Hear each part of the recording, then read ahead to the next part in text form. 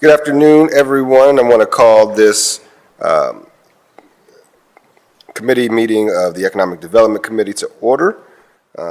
Today's public hearing on the Joint Economic Development Districts.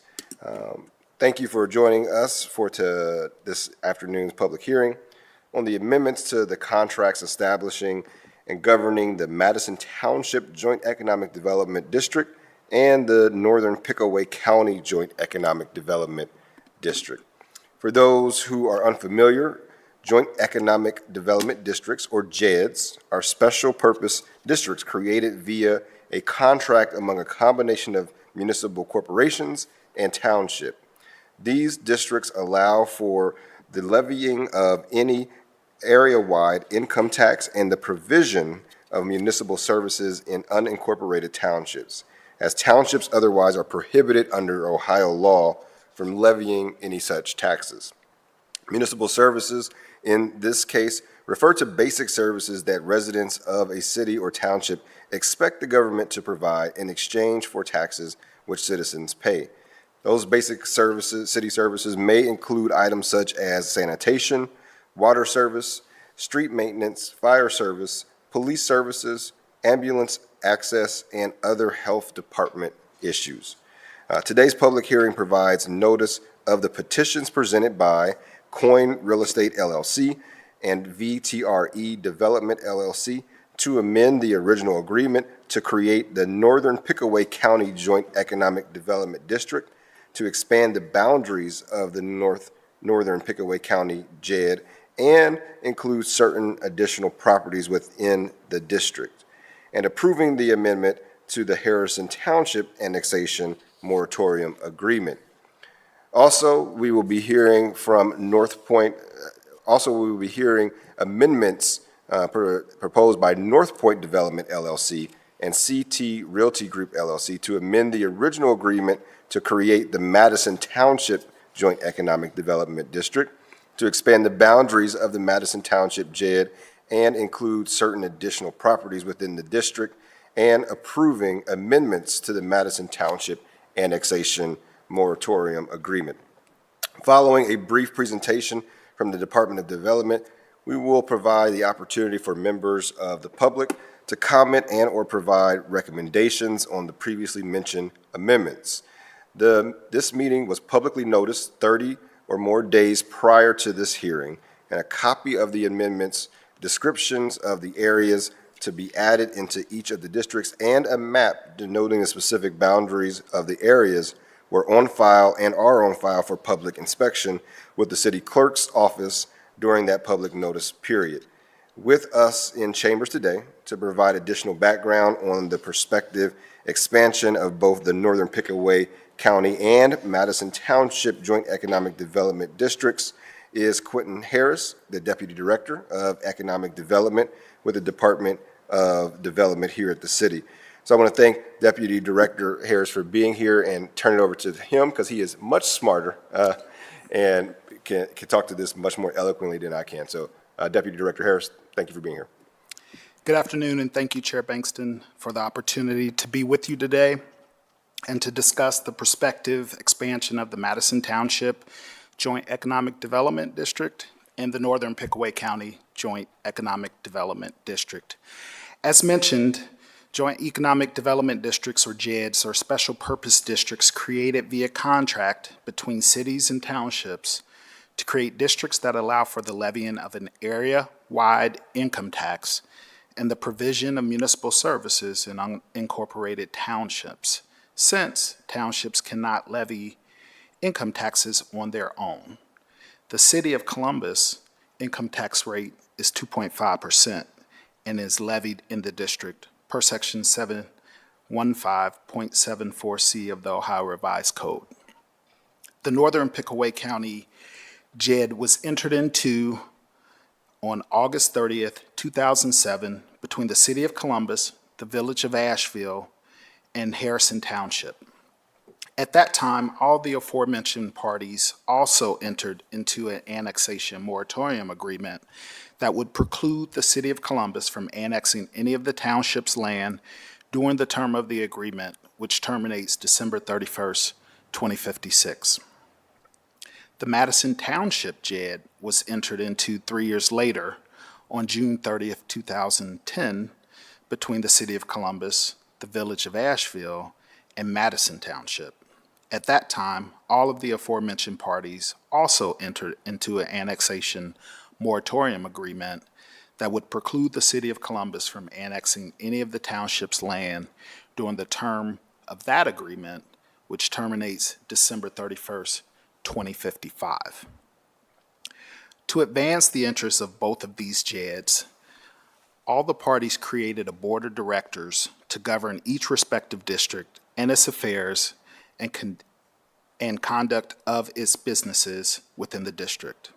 The board adopts an annual budget, establishes and appropriate procedures to provide for payment of the operating expenses of the district and the distribution of income tax revenues to all the municipal parties per the agreement. Specific services provided by the district are sanitary sewer service, water services, road construction and maintenance, and other service. As this area was generally farmland, and even the land that's coming into the respective area, if approved by all the parties to the agreement, this land would have to be developed. Water and sewer service is currently provided, but things like road construction, lighting, other services would have to be procured as well: electricity, fire, police services, health department expansion. All of those things would have to be procured, which will be some of the additional services that ultimately will be paid for by the district via these funds. This specific hearing is to discuss two of the city's 3 JEDs and the requested expansion of them.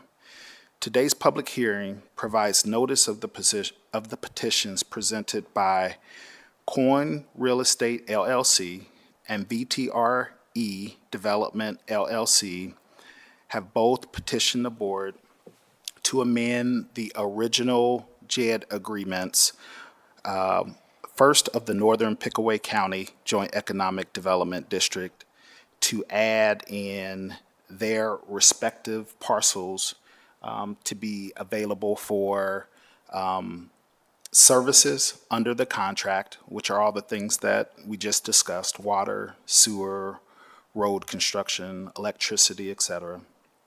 Coin Real Estate LLC is requesting to bring in 680 acres under the agreement. VTRE Development LLC would bring in plus or minus 286 acres into the Joint Economic Development District. North Point Development LLC and CT Realty Group LLC has officially petitioned the board to amend the original agreements of the Madison Township Joint Economic Development District to expand its boundaries as well as its annexation moratorium agreement, as North Point Development LLC would bring in 160 acres to the district, and CT Realty Group LLC would bring in 218 acres into the district. Benefits to the city to grant their petition would be our ability to continue what the area's principal charge is, which is to support and to promote economic development in the area. It would also allow the city to further its regional collaboration with our partners to the south in Pickaway County and to once again promote economic development. It would also allow the city to be competitive with our regional partners nationally and internationally in competition for world-class projects that would bring additional income tax revenue to the city of Columbus and our regional partners, as well as allow us to establish additional partnerships with our 2- and 4-year educational institutions, as well as create additional opportunity for our residents, whether it's the City of Columbus or all of our regional partners, and allowing our region to flourish in partnership with national and global companies and the ability to leverage their technologies and influence to improve the lives of residents of Columbus. So thank you, Chair Bankston, for the opportunity to discuss this matter with you today, and I am open to respond to any answers or to any questions that you or the public may have. Thank you. Thank you, Deputy Director. Just a couple questions, and I think you underscored on this a little bit with, this is really a net benefit for the city. And so just to clarify, that benefit is that we share in that income tax collection, when those types of developments happen. Is that correct? That is correct. One of the investments that the city made, as you can imagine, as I stated earlier, all of the land that is currently or anticipated to come into the districts were farmland. So it was undeveloped, without any services, primarily water and sewer services that could support industrial and commercial development, which is what is primarily built within this district. The city decided that it would make its initial investment and provided water and sewer infrastructure to the region. That happened over the course of approximately 8 years or so, with our last investment to occur this year that will take us out to Walnut Creek. That now has allowed for the development that has occurred to date, and hopefully the development that would occur in the future to happen. Based on that initial investment, as well as the services that the district and Pickaway County and the JED partners in the village of Asheville, Harrison, Madison Township will provide with services like police and fire services, ambulatory services for their respective parts. We will share all revenue, current and in the future, based on a pro rata split.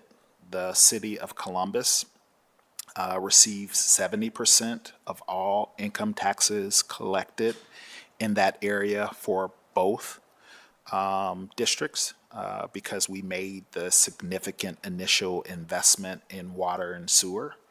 And our partners respectively share the other 30% of that revenue for some of the respective charges that they will have. I would be remiss to mention, though, off the top, the JED board takes 12.5% of all the income that's generated, and then the partners split the remaining portions 70-30. And the district uses that revenue to primarily administer the responsibilities of the board, which are income tax collections, reporting, et cetera, as well as make agreements with the developer in most situations where we require the developer to make the upfront investments in things like the road, electricity, and some other types of investments that need to be made to facilitate the project. And the district pays back the developer over time via that 12.5%, which is calculated based on income tax receipts collected in that project. So we make deals to spur economic development out of that 12.5%, which benefits all the partners to the agreements. And thank you for that clarification and deep dive, because I think it's important for folks to understand that our growth that we see, although Columbus is the economic hub of that engine, that growth is happening in the region. And really, it's about, I think, how do we leverage, and which we're doing in this case, our capabilities around water and sewer and our capabilities as a city utilizing that capacity that we have to leverage it for the residents of Columbus and to share in that economic development that is happening. So really a way for us to continue to benefit from the growth of the region without growing our footprint as a city. We are already over 222 square miles, and so we do not want to sprawl, and we don't want to necessarily continue to annex things just to share in the region's growth. And so this is a really wonky and technocratic way of doing that, but it's a great tool that we have at our disposal, and at the end of the day, the folks who benefit from it are the residents of Columbus. If you could speak really quickly about the petitioning process, is any entity able to petition the JED board, or do they have to be adjacent to the property? How does that kind of petition process work? Because in this case, we have entities that are requesting that they be a part of it so that they can receive these essential city services as their projects continue to expand. So I just want to talk about the petition process. Who's allowed to petition, and how does that happen? Yes, as it relates to the expansion of the area, anyone who owns property that is adjacent to the current geographical boundaries of the district can go through the very same process and petition to become part of the district. The main benefit of those development partners to do so is to be able to leverage the current infrastructure that's there, to be able to tie in to the existing water and sewer capacity that is there, and be able to leverage that, as well as the other roadway improvements that the partners are all the partner developers that are in the district today have built, and be able to leverage that and, quite honestly, cost share, which ultimately reduces their cost of development, but also allows them to leverage into an existing network like a city and benefit from all those advantages. So anyone who buys land that is adjacent to the district and feel as if they could benefit from being a part of the district are able to go through this process and become part of the district. The biggest benefit is because it's located in the township, is being able to leverage the 2.5% income tax for services. All of these entities want to have good roads, clean areas and amenities, and coming into the district and being a part of that district allows them to leverage that income tax for those basic city services. Well, thank you for that presentation and all the work that your team has done up to this point in this effort. At this time, as of 12 p.m., I should say, the deadline for my office to receive written testimony or request to speak in person, we had none at that point in time. I do want to give or ask if there are members of the public or other city staff that are present who would like to offer comments or questions regarding this amendment to be discussed today. I want to give that opportunity. All right. Well, seeing none, I will touch on the next steps in this process very quickly. A public hearing by law must be held by each political jurisdiction's legislative authority. This is a part of the agreement to promote public discussion of the contract and the JED amendments of which we have just concluded. Each contracting party must then adopt legislation approving the contract, of which the City of Columbus's legislation is slated for first reading on March 13th and second reading on March 20th of the council agenda. Finally, the contract must be executed by all political jurisdictions, and any local referendum periods must expire before the JED amendments becomes effective.